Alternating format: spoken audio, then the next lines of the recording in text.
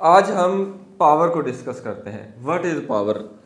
The rate of doing work, काम करने की शरह को पावर कहते हैं। यानी कि power is equal to W/T। Work को टाइम पे डिवाइड करने से हमारे पास जो चीज़ आएगी उसको हम कहेंगे पावर। ठीक है। फॉर एग्जाम्पल, एक बंदा एक काम को 50 मिनट में करता है, दूसरा बंदा वही काम 20 मिनट में कर देता है।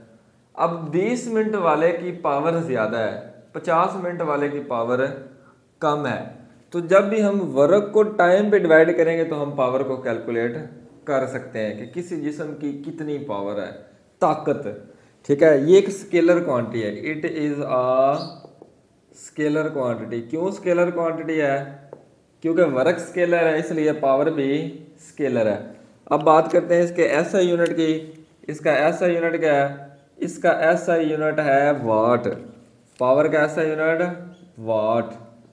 ठीक है। और डब्ल्यू वर्क का एसआई यूनिट क्या होता है? जूल। टाइम का एसआई यूनिट क्या होता है? सेकेंड।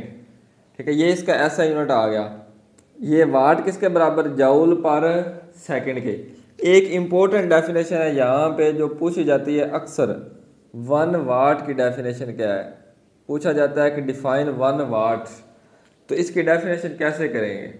अगर किसी जिस्म पर 1 जूल वर्क किया जाए, ठीक है, और उस पर टाइम कितना लगे? 1 सेकंड लगे, तो वो किसके बराबर होगा? 1 वाट के बराबर होगा।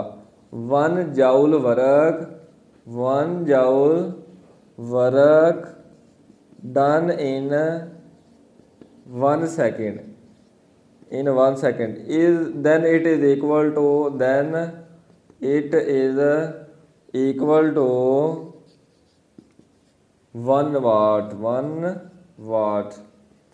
1 जूल वर्क किया जाए और उस पर टाइम 1 सेकेंड लगे तो वो 1 वाट के इक्वल होगा।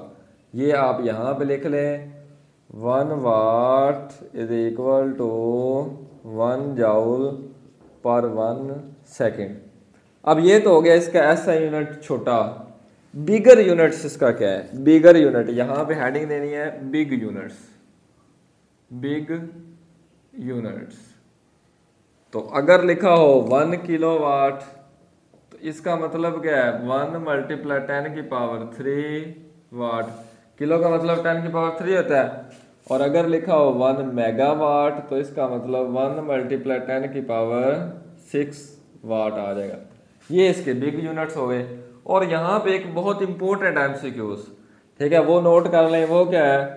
1 horse power is equal to 746 watt.